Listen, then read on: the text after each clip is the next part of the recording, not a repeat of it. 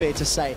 And let's see how they decide to go out. So Krepo, we are in picks and bans. Kalista taken away from Tabzz. Elements, let's see what he responds with. So Froggen in his nature, he's not a Kalista player. He's actually not much of a Sivir player either. Like he used to tend a lot to the Graves and Lucian. Lucian's definitely top pick of those two in the meta right now, so we might see him pick that up.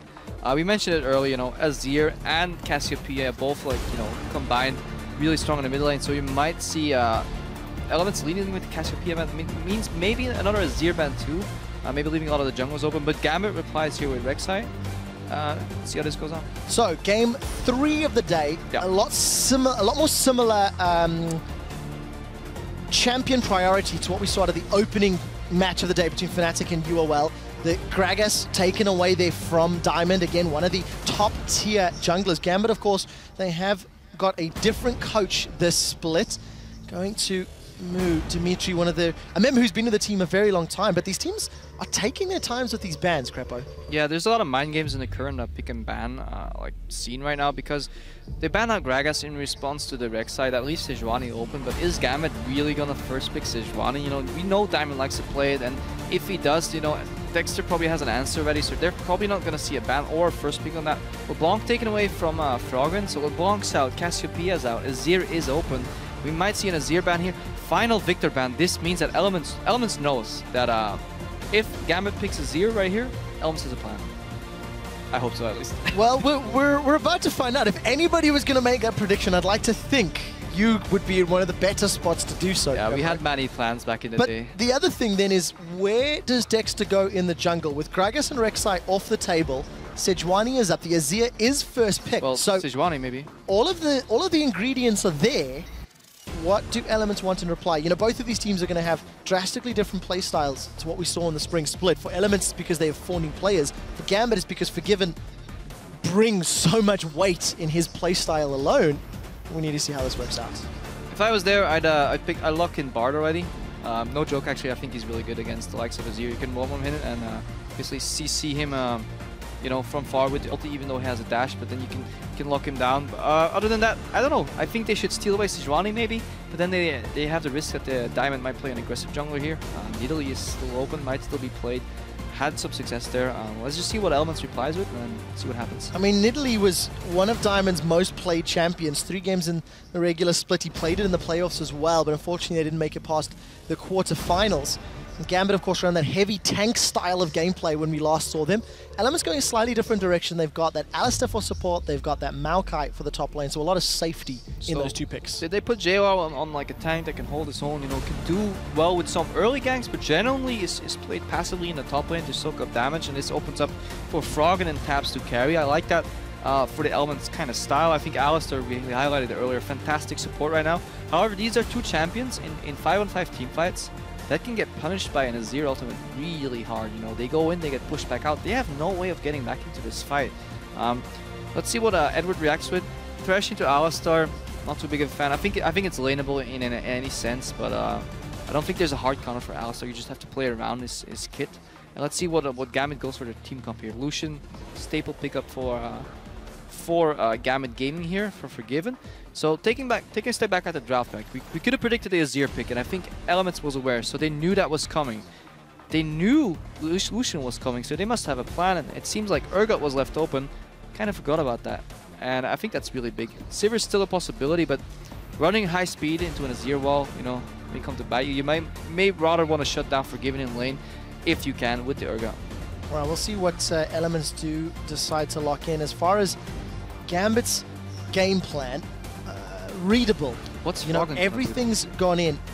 If they want to opt into, that Urgot you could throw mid as well. It's not too impossible, not really into the Azir. No, that's actually a really good point. I totally forgot about that. That's actually a really good point. That might actually happen here. So we have magic damage on the jungler, magic damage on the support, magic damage on the top lane, and it opens up the opportunity to play Urgot mid, which is one of the few good mid picks left, because Victor is out of the equation, LeBlanc's out of the equation. You might actually be right on the money here. And talking about that, when you run through the magic damage, something that really sticks out in my mind from talking to Froggen in the spring split was whenever team comps were decided, at least according to Froggen and how he explained it, was there are certain checklists he likes to talk about, certain things he likes to look for. Elements are currently lacking some wave clear, which is one of the concerns you have to talk about. Sivir is still open if they wanted to try supplement that and use the mobility of Sivir to get around maybe the wall or the soldiers from Azir. There are possibilities here. We got punished really hard by Gambit in the split by opting for a combination with very low wave clear and not enough pressure in the mid lane. They basically played this siege comp in Italy, taking out tower by tower by tower.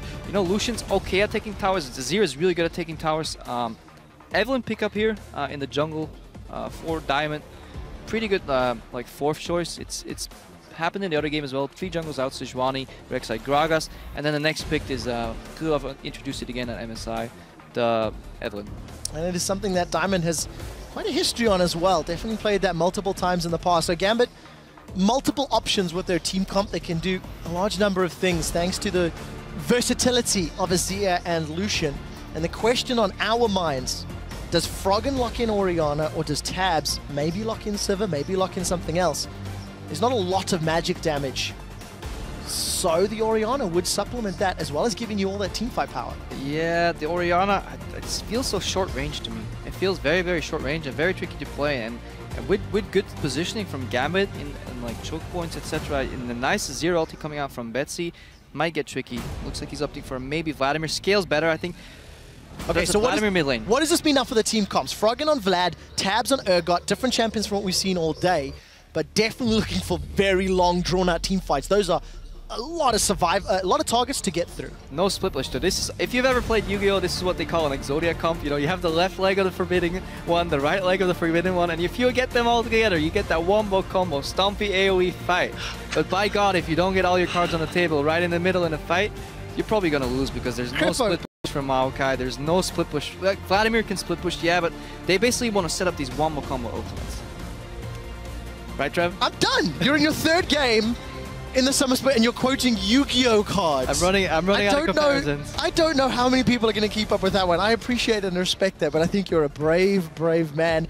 The one thing I do see from Elements is so little wave clear. I am terrified for them if they ever fall behind and all of a sudden they've got to deal with those Azir soldiers and Lucian and Thresh in their face. Kind of tricky. Without wave clear, it's easy to flank if you have a lot of wave clear, like you said, they have no wave clear, right? And it's easy to flank if you have a lot of wave clear setting up for those flanks, buying yourself time when Gambit is knocking on your door. But at the same time, you know, you don't have the time because they'll just push through mid.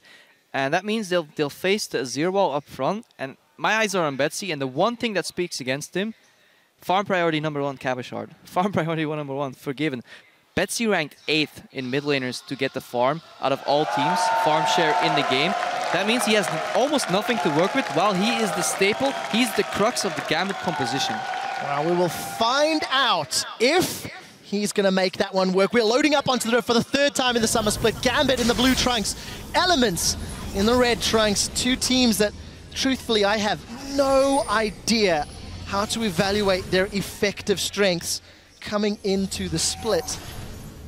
If different play styles as well. If Elements gets pushed on all 3 lanes, this can get ugly really quickly, because out of all junglers that like invading, Diamondprox is definitely one of them, you know. And with a slippery Eve, not knowing where she is and having the possibility of her being in your jungle in addition to playing a weak early clearing jungler like Sejuani that goes pretty low on the clears, could prove very, very dangerous. And we'll see if it does. Of course, for everybody that is watching, Forgiven has replaced Pinoy as the AD carry, and GoSu Pepper is, in fact, Edward. He's gone back to his original nickname from several years ago.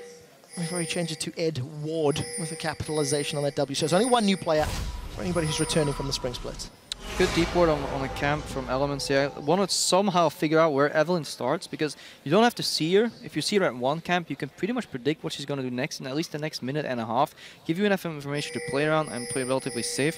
But I just want to reiterate that point. I think Azir can push in Vladimir. I think Gnar can push in Maokai. And I can think Lucian Thresh can push in Urgot, Alistar, especially early levels. So this might be triple pressure for Elements to deal with. That might be very rough, combined with an early game jungler. Early struggling jungler like Sejuani. And we'll see what Dexter, rather Diamond, decides to do if his lanes go aggressive. Where does Diamondprox place his priority on that particular map? We do see Jwaow going top and Froggen dancing just between the 2 sand soldiers. They know where Dexter starts. Really a big train. And that's really huge. Deep ward coming out. They know exactly where he is, so they can predict his movement, especially on a predictable jungler like Sejuani. Double camp here from the bot lanes. Let's see how that evolves. helps Urgot Alistar more than it helps Thresh Lucian. Well, I definitely want to take a look at this bottom lane because it's two duo lanes that we've not seen yet in summer, and Lucian we don't see a whole lot of around the world. So what do you expect at these level 2s? It looks like Forgiven and GoSu Pepper are going to be in a good position to get that early one. Yeah, basically Elements is yielding the pressure here. They already overpushed. Yes, they're level 2, Pepper and Forgiven, but they push so hard that they're actually not going to deny too many minions. But this is Forgiven style. He'll stack that big lane, and where other carries usually, you know, give away a lot of CS, Forgiven is so potent at poking on the tower that Tabzz might actually have to drop some CS. And we see Betsy is already knocking on the door. They know where Sejuani is because they know where she started. So Gambit, in theory, has all the information here. Well, he seems to be playing around that information. A lot of pressure from Betsy. He was pushing Froggen's Vladimir in, as you talked about. And for Diamond, I want to see how this Evelyn works because, you know, we looked at Amazing's Evelyn in the previous game, and I think it did exactly what Origin needed it to do, but you never felt like the early game presence or that invisibility was super impactful. And if you know the game really well, you know there's almost no threat from Sejuani. Good hook by Edward. And a double flay from GoSu Pepper. Forgiven and GoSu really applying the damage to Tabzz and PromisQ. We need to see what sort of CS advantage it eventually yields to, though. Yeah, and they're basically Alistar at this level 2 has to stake heal, so Edwards, or GoSu Pepper rather, is not scared of getting flash queued and then knocked into the tower because he sees the heal come out. Good poking reaction, and they weren't scared of the gank. Another hook on Tabzz. Again, Tabzz applying to the Woolite school of AD carry, eating every death sentence in lane. And this is how Forgiven likes to play, right? He pushes you into the tower, and this makes your behavior predictable. You are going to go for that CS, and I will hook you in reaction. You know, yes, I might not be able to kill you because I don't have the distance, but we'll whittle you down and we'll out-sustain you eventually and then punish you really hard. Forgiven builds up a small lead up until the point where you're broken and he's not, and then he starts really hammering down. And we'll see whether or not they can keep that one up. Luckily on the side of Elements, PromisQ can heal up Tabzz, but as long as his mana is relevant, GoSu does not connect with that flay. Let's take a look at the rest of the map. We've not actually poked our eyes up top. Small CS advantage for Cabochard, however, Jwaow should be able to even that up shortly. Gnar into Maokai. I'm not expecting a huge amount of action without jungler interaction up top. It's going to be interesting to see who can impact with their teleports. So much simpler on a Maokai than a Gnar. Yeah, no counter jungling just from Diamond. He has a liberty to basically go anywhere on the map that he wants because all his lanes have the control. I'd like to see Gambit use that to their advantage. Well, they do have time. One thing we've looked at, both of the previous games, Krepo, have come in around 36-37 minutes average game time.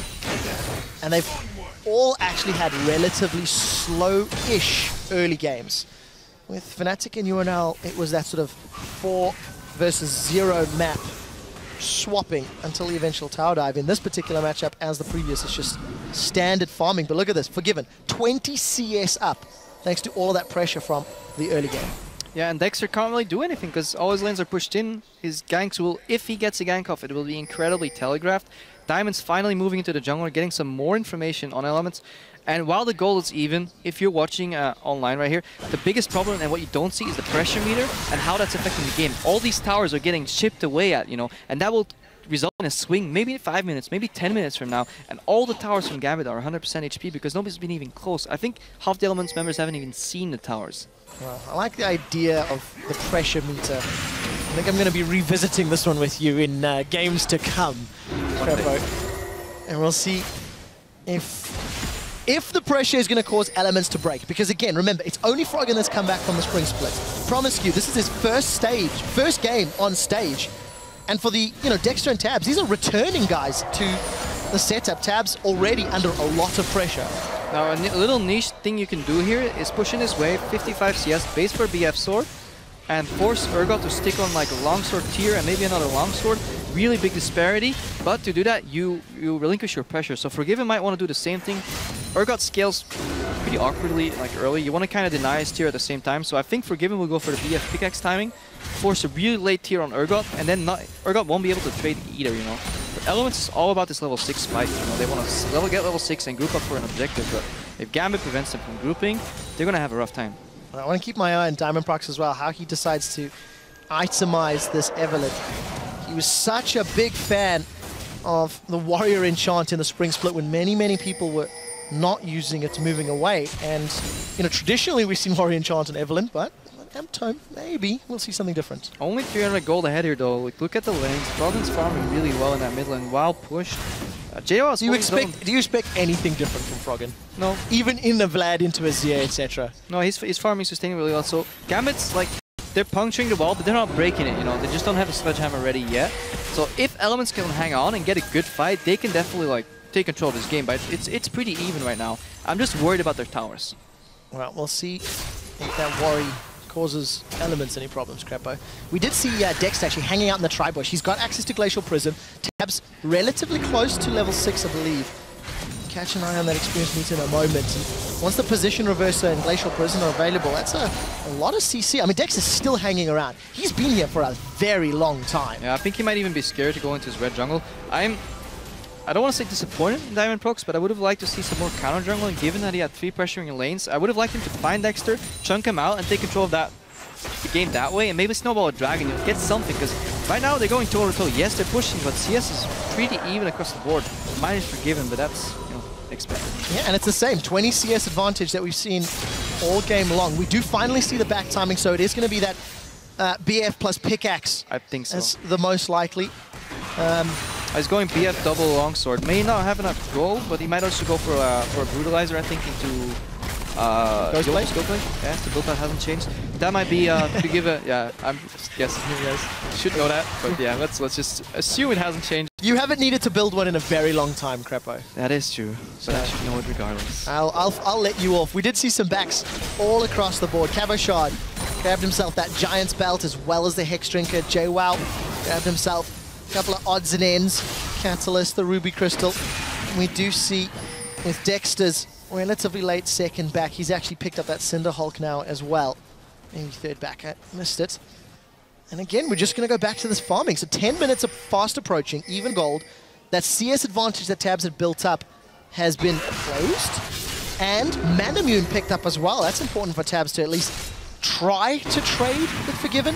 If he gets a few Acid Hunters from range, maybe that can relinquish some of that pressure and lower the meters. I think Elements is definitely happy with the way this game's going so far. They could have gotten punished, and they survived arguably the roughest part of the game. It looks like some action on bot lane. Wow, this is a 2v2. It's going to be turned into a 2v3. We do see the hyperkinetic position reverser. A good teleport from Jwaow is potentially going to set up a kill here. That is a beautiful flash lantern from GoSu Pepper. He keeps Forgiven alive, and in the backline, Cabochard is teleported in. Now Jwaow is a man out of position. He's forced to flash defensively. GoSu Pepper lands the death sentence. That's a flash pulverized from PromisQ as Cabochard is knocked backwards, and Froggen joins in for the fray. This is a 5-on-5 party, and Betsy is the target. One more lantern from GoSu x Edward, and it's Elements that get the kill when everyone comes to play. By our powers combined, we are Exodia. But that's what I mean, right? If your fight goes long enough and some beautiful re-engages left and right, I think Elements played it pretty clean. I think Gambit got greedy once that extra hook. If GoSu Pepper wasn't so good at landing hooks, I think they would have gotten out there 0 for 0. Elements did get the pressure, but good positioning by Dexter. You know, they forced the play on bottom, and they had the TPs ready, but they had the jungle ready in addition there too. Even though Froggen was pressured and Betsy arrived first, they still survived. Really good fight. A lot of niche, like tiny things that both teams did really well in my opinion. But Elements comes out 1-0, and yeah, they're staying into this game. 500 gold lead right now. Interesting developments. A little bit down on CS in the AD carry, but obviously the kill over to Elements, and interesting team play. I'm looking forward to seeing these team fights play out. You saw how long that previous one took, because you've got a lot of tankiness to burn through on actually both sides. One thing that was actually borderline hilarious was that Froggen pulled basically under the Azir LT. He slid underneath, you know, basically untouchable. And maybe that's something why he picked that matchup, because Azir basically, when it's pretty predictable when he's going to ult into a fight, and Froggen managed to get out of there. Diamond's ganking middle lane, no. He's going to need to get out again. That's a very early Sanguine pull. The Conquering Sands throws Froggen backwards. Yeah, flash burned. We did see him use that ghost to get to the bottom lane earlier. That means if Betsy and Diamond can find an opportunity with Agonies, maybe they can get Froggen. And there's the tower pressure that you had touched on many minutes ago, Krepo. A lot more damage, a lot more chipping away as this minion wave gets cleared. And this is how Gambit basically can claw back into this game. If a tower is half HP and you basically chunk somebody out of lane, you can almost, at this point in the game, take it down. Whereas Elements, imagine they push somebody out of the lane, they can maybe take half HP of that tower, but then that tower is still fully alive and functioning, and that's the difference. Cabochard throwing Maokai into the wall here. Well, let's see. This is going to be one of the longest fights we'll ever have, if Jwaow sticks to it. Ends up just walking away, and Cabochard committed everything there. And I do want to touch one thing. You know, we've looked at these towers. Elements are going to take forever to take towers down. Vladimir is one of, if not the worst champion to take towers down. Just build some AP, but main go tanky. We'll see where he goes with Urgot. And then so many melee champions. In a it's 1v1 really difficult. In a 1v1 split push, Vladimir can actually chunk out the enemy and take the tower that way. But yeah, straight on 5-man siege, they're just going to ignore the towers, you know? Just going to dive him, just AoE him. But that's going to be hard, you know? So what Elements wants to do is draw Gambit out, bait him into an objective, and then flank him. Well, Froggen and Dexter, they've killed Diamond. So this is a really, really beautiful snowball play. They saw the Diamond base, Betsy wanted the base. Dexter slowed down Betsy's base enough for Froggen to come in. They pushed in the wave, now they had the pressure, disappeared into the dark, moved into the jungle, and found Evelyn there. This is like chain reaction in League of Legends. And I really like seeing this, going aggressive with your jungle when you know the enemy's in base. They knew if somebody phase checks, Betsy's likely not to be there in time, and really solid move. And this is what Amazing said on the desk earlier. Yeah, Eve is prone to being blown up, and we just saw it there. Well played by Elements, planning a few steps ahead. As we do see the first tower falls, and surprise, surprise, it is Forgiven securing yet another first tower of the game. PromisQ has roamed up to aid the low hit points Froggen, but we do see that Diamond is coming up to reply. So, Krepo, teleports are not available yet for either of these top laners, and we're starting to see some shuffling around the map. Yeah, very crucial point. They push in bot wave. Tabzz is busy dealing with that. Alistar has shown all the information is the map for Gambit. Where are they going to go? Are they going to take another tower? Because that will snowball a third tower pretty immediately right after. So this is a very crucial moment of the game right now. And the decision seems to be middle. GoSu Pepper's moving that way. Pickaxe and Brutalizer completed for Forgiven. Brutalizer picked up for Tabzz as well. And you can see Tabzz making his way towards the mid lane. He wants to farm, wants to go mid. The decision, I mean, there's wards in Gambit's jungle, but they've only just seen GoSu Pepper. Yeah, they know what's coming, but sometimes you just can't stop it. You know, Tabzz is like, do I drop this wave? Do you need me mid? And they're like, yeah, well, I don't think we can hold it anyways. We don't want to lose that farm on bottom. This is Gambit snowballing that third pressure I said earlier. Yeah, maybe not 5 minutes from now, but 10 minutes from now at the 14-minute mark. They take down a second tower. Azir just replaces that with one of his own. Now they can rotate into the topside red jungle and start working on the top tower, or send somebody bot to pick up that farm that Tabzz actually pushed in too slow. You know, you said it earlier. Urgot, no wave clear, very predictable wave management, and basically Gambit playing, you know, a farm style now. Wow, 15 minutes. We've got 2 kills on the board. Gonna keep going back to those graphs we showed at we like our the top of the day. Betsy did a lot of work, guys. The one thing I do want to highlight, though, the gold is very, very even for both Gambit and Elements. And we'll carry on with the story in a moment, because Cabochard, no Mega Gnar, and there is a little bit of toys to play with. PromisQ in a tri-bush. You see Dexter hiding in the top lane. And they may want themselves a Mega Gnar for dinner. It's Marcel Feld camp, but right now it's Marcel top camp. Trevor. Blue team's turret has been destroyed. Trevor, hello? I was deciding whether or not you deserve to carry on with that one. All right, GoSu's moved up. It's now a 3v2, but Mega Gnar is charging.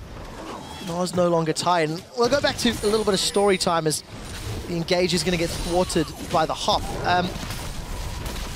Despite Forgiven not being an SK, early tower pressure, rotating 1, 2, and 3, and then potentially setting up for a 1-3-1. That was the eloquence of SK Gaming in Spring Split. Forgiven has changed teams, and he's imposed that similar play style. Oh yeah, Forgiven will not play your style. You will play Forgiven style. Well, but he's so good at it. It got them to the playoffs, and then unfortunately some misplays against Unicorns of Love cost them as a position in the finals. But the question is then, Elements, let's assume they predicted the draft. They knew the Azir is coming. They got their hands on Sejuani. They got Vladimir, which has done well against the Emperor's Divide. Do Elements also have a gameplay plan against the Forgiven component? I don't like Betsy dropping this mid tower here. Gambit almost had a 3-for-0 tower change. Elements is grouping on a mid lane. This could be a dive. Well, we're about to find out. 2v4 in favor of Elements. And we do see the 3 members of Gambit. They continue to push top with all of the attack damage and speed that Forgiven has to play with. He unfortunately doesn't have the minions to back him up, though. Yeah, 3-man in top lane. Dragon comes up, though, so if this works for a trade, it's okay for Gambit. If Gambit does not get that tier 2, they're actually in trouble because then they made a positional misplay. There's no one here to contest. Let's take a look at that top lane tower. They've run out of minions. GoSu Pepper and Diamond not going to tank that one out. Not a lot of combined armor between them. However, Betsy and Cabochard now. So let's see whether or not this flank works out in favor of Elements. Krepo, TLDR, the positional dancing and costs. Elements obviously coming out a little bit ahead in some places, but they may lose top now. Yeah, really good rotational play from Gambit here, you know, from mid to top, and now they're going on Jwaow. Well, Jwaw's caught out. The Gnar is available. Gnar's into the turret. We saw a flash on the bottom. Now tower is secured. Jwaow gets taken away. Diamond is going to flash away. Continues to survive. Summon a heal. Here's from Forgiven keeps him out, but it's Jwaow that gets the kill. We do see Dexter securing one as now Froggen continues to chase with Hemoplague. The pop plus the pop manages to secure it, and it's just kill after kill after kill. Gambit overstay their welcome.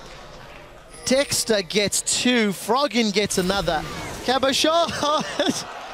So Gambit with he tried his best. The objective, slow, methodical play, and Elements with the C hero, kill hero, kind of role reversal from Season 2 back in the day.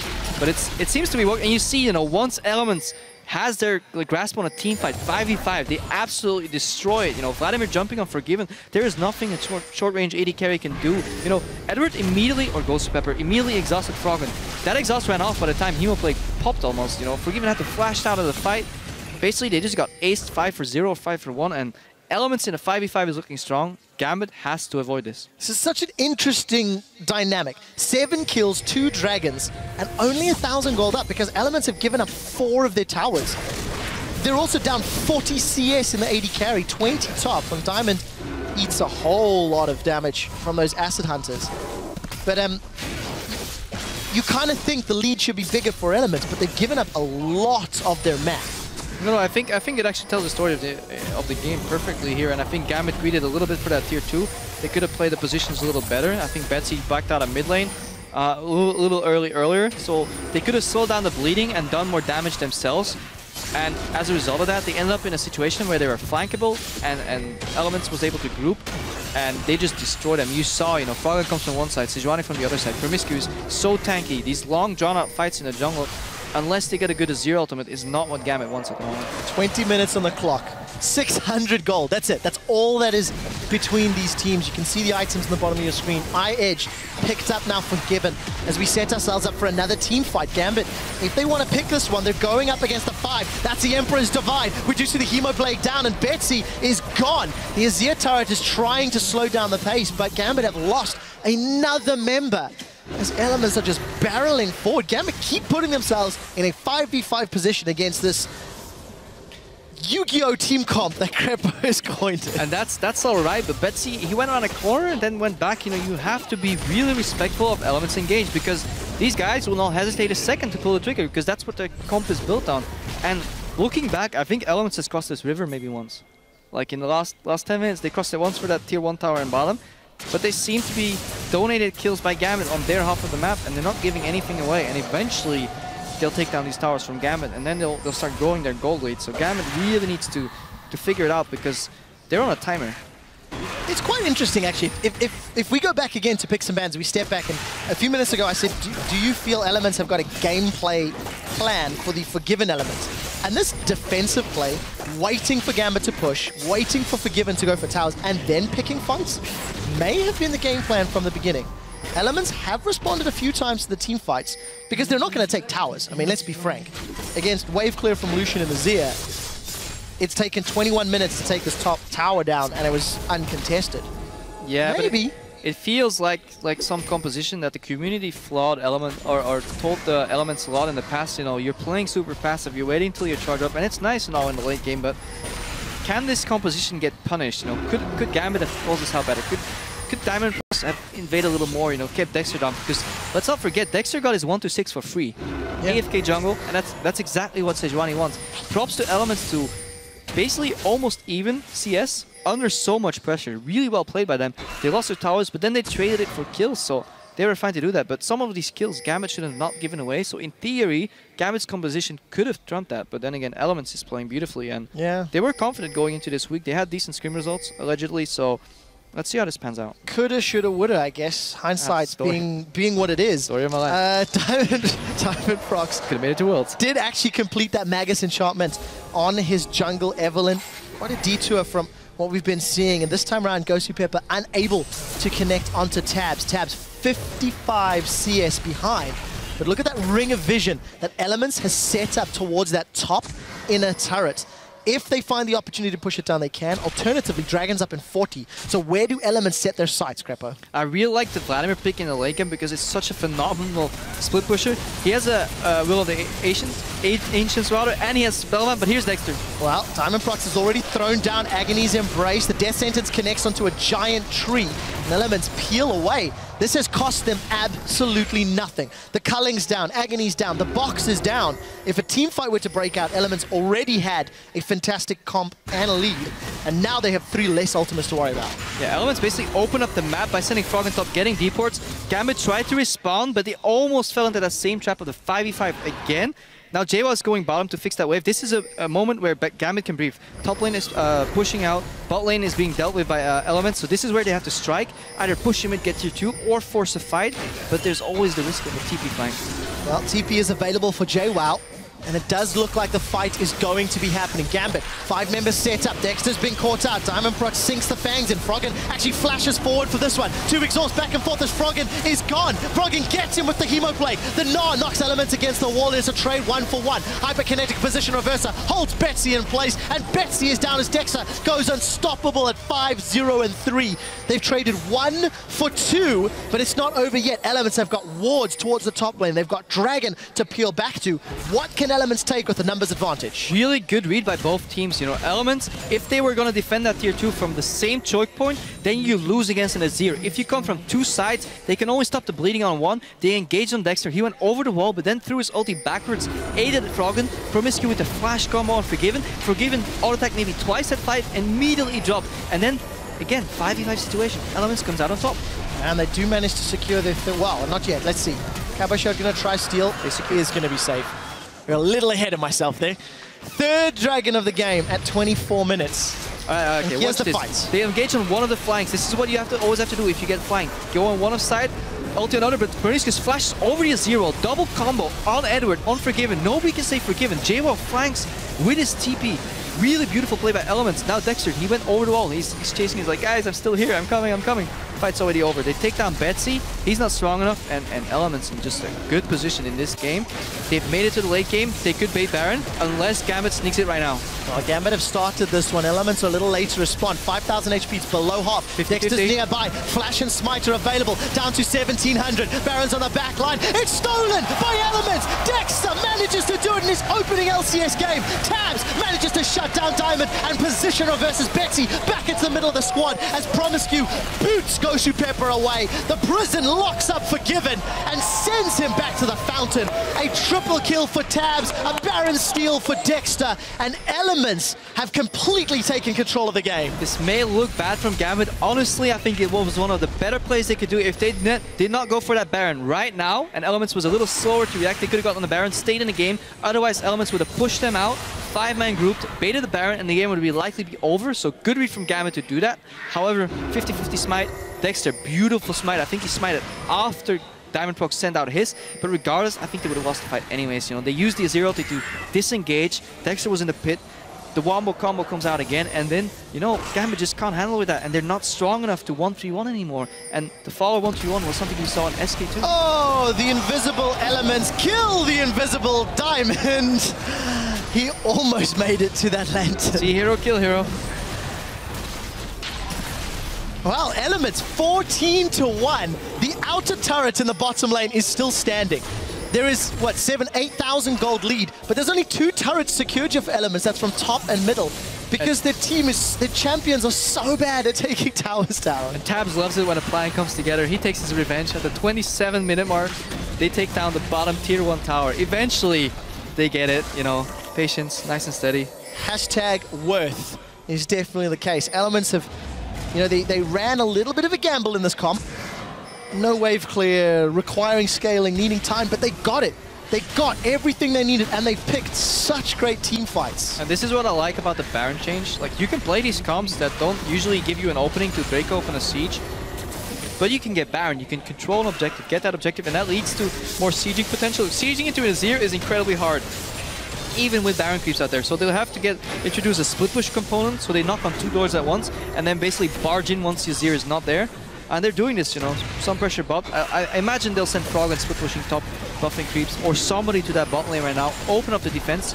But at this point, they might as well straight up dive through, but it's dangerous against an Azir. Yeah, with that Baron buff on, even though Cabochard's got that teleport advantage, not really going to see any massive opportunities for him.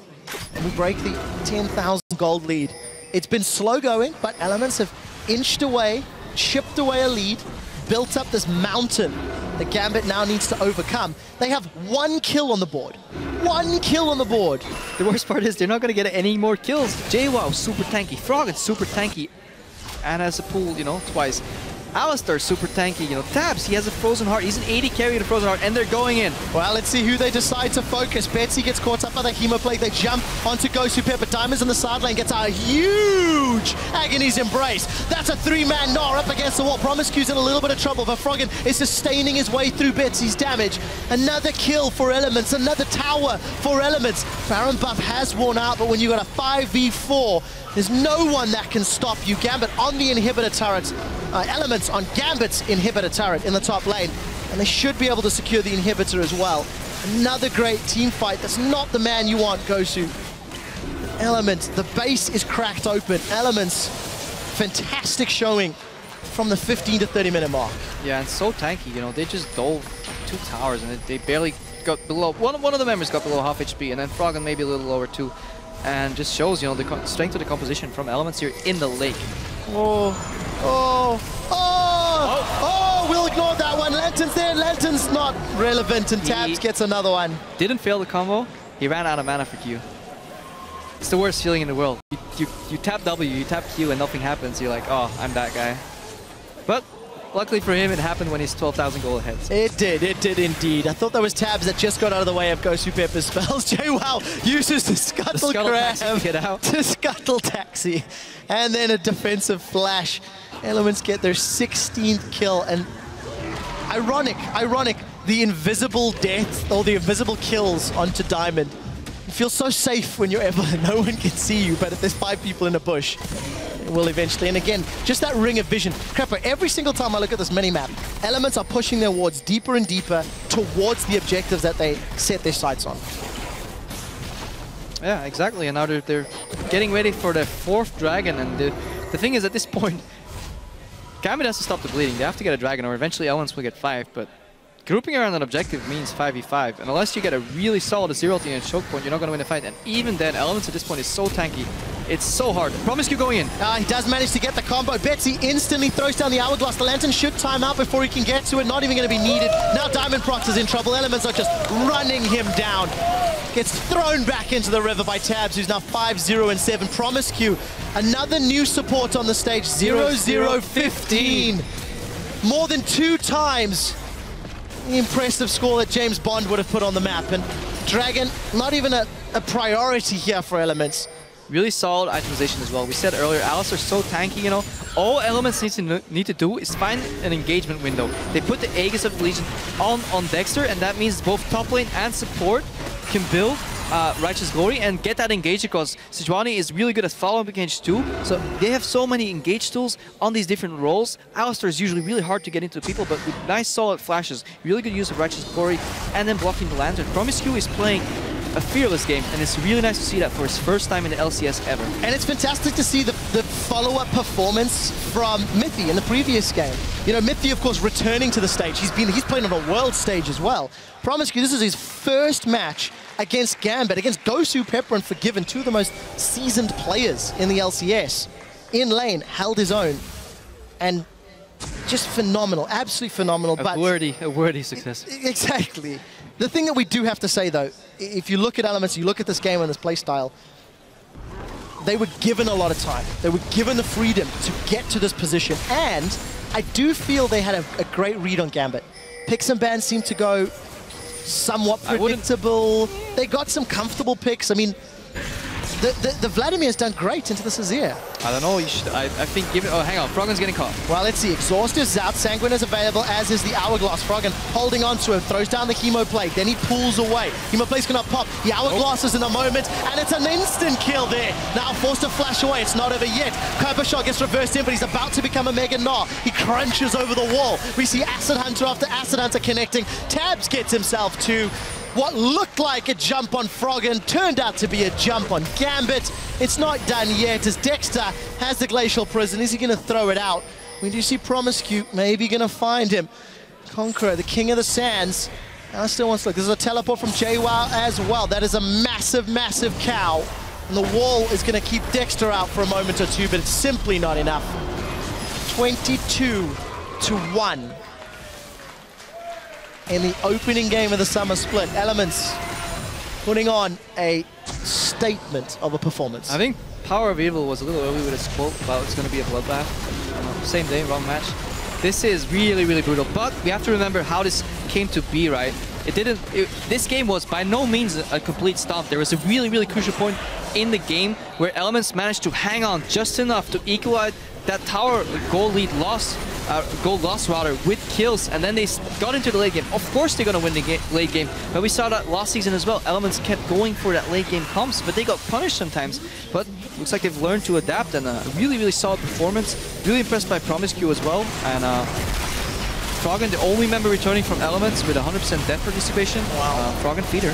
One more team fight, and we see Gambit throwing everything at Elements. It's just not enough. Froggen's in trouble. He will go down for the second time. Definitely the feeder on the Elements squad as Elements bite off a little more than they can chew this time around.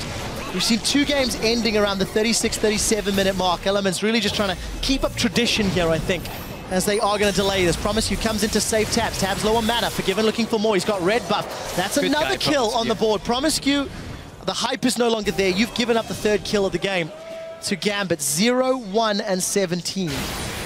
Super minions in middle. Super minions bottom. Just a matter of time before they close us up. Minions are maybe... Wow, Emperor's Divide just to protect this inhibitor. And I think that should be enough. Yes, it is. We held our breath. We held our breath there. I don't want to be the guy that predicts that wrong, you know. PvE, you know, predictable minion. But let's take a step back here. This game is obviously turning into a very one-sided show from Elements right now. I just want to take a look back at the champion select. You know, they gave Azir away. They seem to have a plan for it, basically either swapping it into the team or having Froggen be able to flank from different sides or pull under it. We know that Betsy doesn't get the most resources or side lane farm on Gambit, while he still is the crux of their composition. Kind of makes sense, but again we had questions, right? What is Forgiven gonna do? Well, the answer is exactly the same like he did in SK. What's Cabochard gonna do? Farm a lot, but Jwaow in a lane matchup that is usually dominated by Gnar, he kept on really well. Even CS didn't need any attention from his jungle and allowed Dexter to play around the bot lane. They shut Forgiven down by having counter gank potential and TPs ready. Froggen roamed a little later than Betsy, but he joined the party as well and managed to make it work. Yeah, worked well. And the interesting thing about that, Forgiven imposes the Forgiven element on the game within the first 20 minutes. And Gambit had some mid to late game poor shot calling in the spring split. And you can argue overstaying for that top lane in a turret.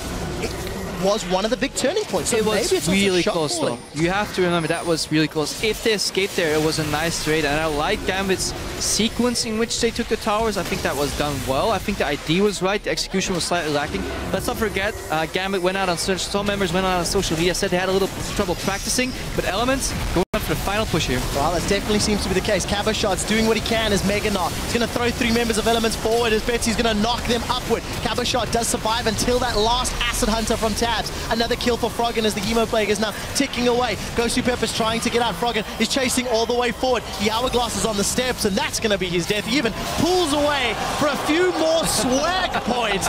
Elements on the back line, destroying the Nexus. Massive smiles from Elements as they pick up their first win in summer.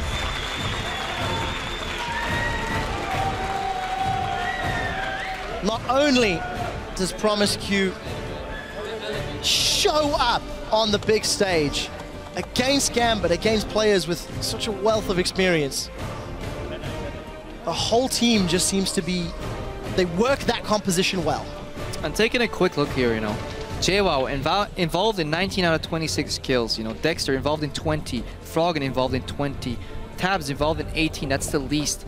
And then 20 assists coming out of PromisQ as well. We see this result, you know, it explains the team compositions. Everybody wants to be in those fights. Everybody wants those assists. Very high kill participation for every member in Element's comp. And it just highlights Gambit couldn't keep them spread, you know, they let them group. And it also tells the story of the early game about how individualized and compartmentalized every single lane was. Everybody was left to their own devices. Neither Dexter, because he's on Sejuani, could make an impact, or Diamond, arguably because of his decision-making, to not really challenge Dexter. I don't want to call it Diamond here because I don't know, but I think there was a possibility for maybe some counter jungling. All three lanes were pushing in favor of Gambit towards Elements.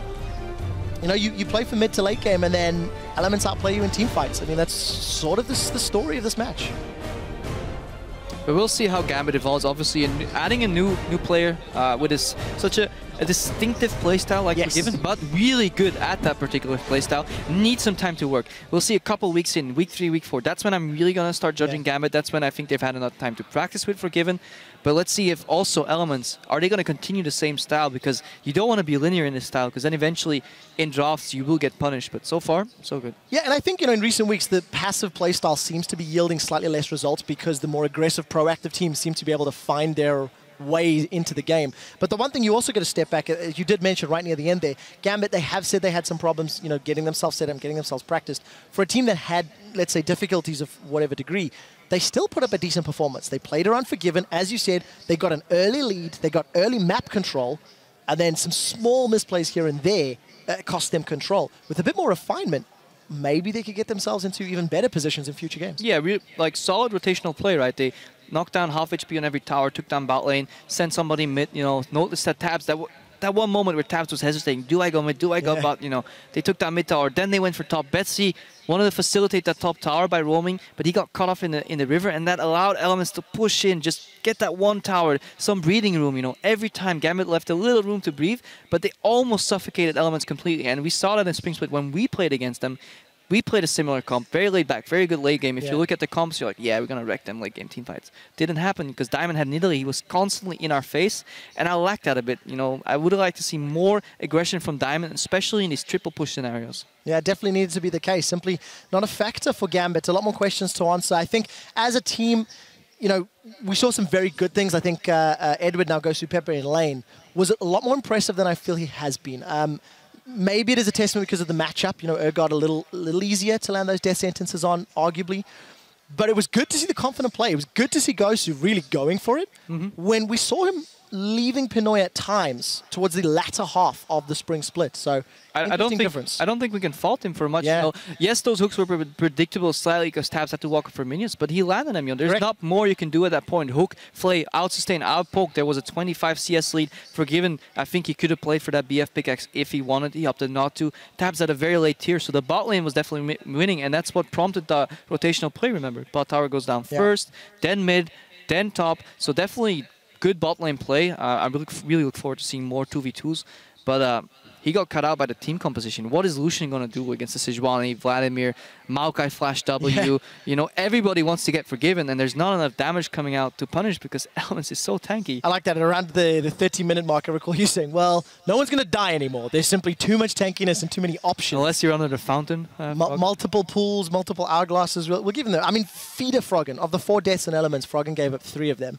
I think he earned those, to be fair. So strong showing from Elements. Gambit, unfortunately, drop their game. We're going to throw this one over to the analyst desk to